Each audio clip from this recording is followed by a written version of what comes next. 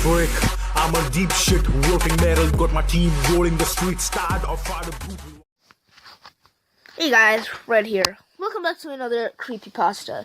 You guys really did like the first one I did, so I decided to do another one.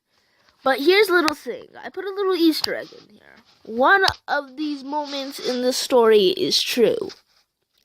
And apparently it was in the point of view of one of my friends. So comment down below in which part you think is true, and I think that the person that actually witnessed this will know which part is true. But the story is like partly true, like only 10% true, and the remaining 90% is like, false and stuff like that. So hope you all enjoy, and yeah, stay tuned for more creepypastas on Wednesdays. Also, this is kind of the point of view of me, but it's kind of fake, so yeah. I'm basically the one that's narrating. I'm 11 right now, but during this time, I was around 9 or 10 or maybe 8, who knows. I have a bad memory span.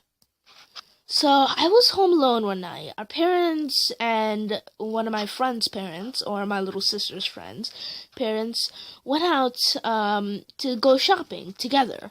And we were left alone because we didn't want to go, basically. They were going to this boring shop that it will take an hour drive since it was in New York City.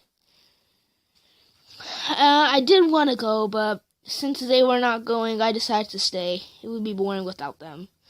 I stayed, and we played games. That was before I had any technology, so we just played games, had fun, played Monster, on where two people are on the bed, and another person is the monster trying to get them. So it was during the night, and near midnight, actually. We had no school since it was in the middle of summer. So, my friend and my little sister were in the room playing. I was in the bathroom until I heard knocking on my door. I didn't know who it was or why there was knocking, but I just heard knocking, like this. It was very slow knocking, which made me extremely scared. I didn't know what to do at the time, but I just thought it was them playing a prank on me. So I got out, I went into the room, and I just saw them lying on the bed, talking. And when I came in, I asked them, which one of you were knocking on the door? They just stood there, saying nothing, in confusion. Oops. As the night progressed, my little sister needed to go to the bathroom. She needed to do her business. So, we were alone in the room, and we were just talking until I heard my little sister in the bathroom saying, which one of you are knocking on the door? This got me really confused, because we were in the room.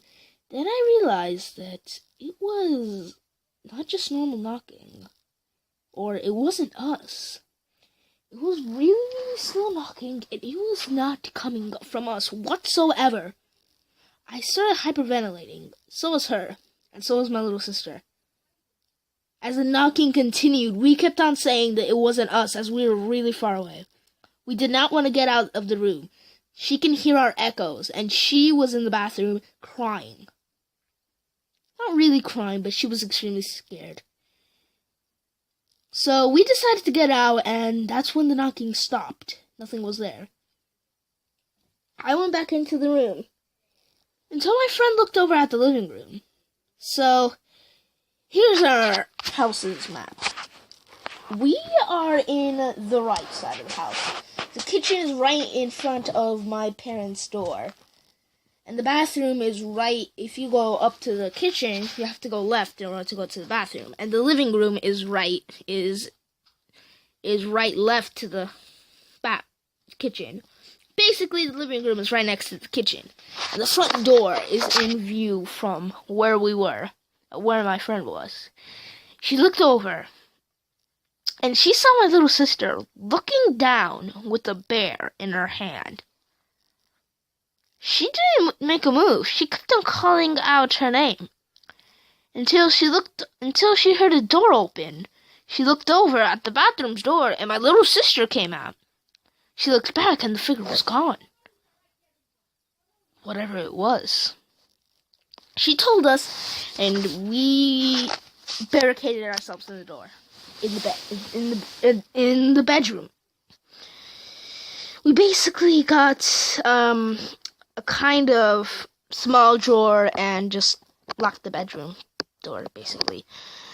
Now, we do have a closet that's connected to the basement, and that door, we didn't think, we knew it had a lock, but we didn't know that it was unlocked. The door opened. We were by the door to going into the living room and the kitchen, and when we heard the door open, we started freaking out. We looked over and we saw this huge black figure. We moved the drawer as quickly as possible, and we ran. We ran into another room with no doors except for one. We barricaded ourselves in there. We knew that there was no time to go to the front door, and we were too scared after that figure showed up, resembling my sister. We had no idea what to do. We decided to call our parents, but our phone, the phone was in the kitchen, and we did not want to go by that room because we left the door open. And we could see whatever was in there, since if we just take a peek around the corner, we could see whatever is in that room. We didn't know what to do until we heard a car. We looked outside, and it wasn't our parents. It was another person's car, and drove up our driveway and stopped. Got out the car and looked at us. And then he was right under a street light. In one flick of the street lights, he was gone, and so was his car. We started crying, and if we didn't hear what was the sound of my parents' car coming down the street with her parents, I didn't know what we would have done there. I didn't know if we were gonna die or not. Maybe, just maybe, this house is haunted for the first time.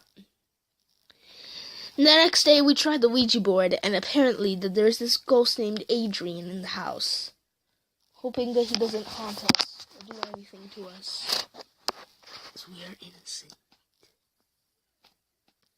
So, hope you guys enjoyed that creepypasta.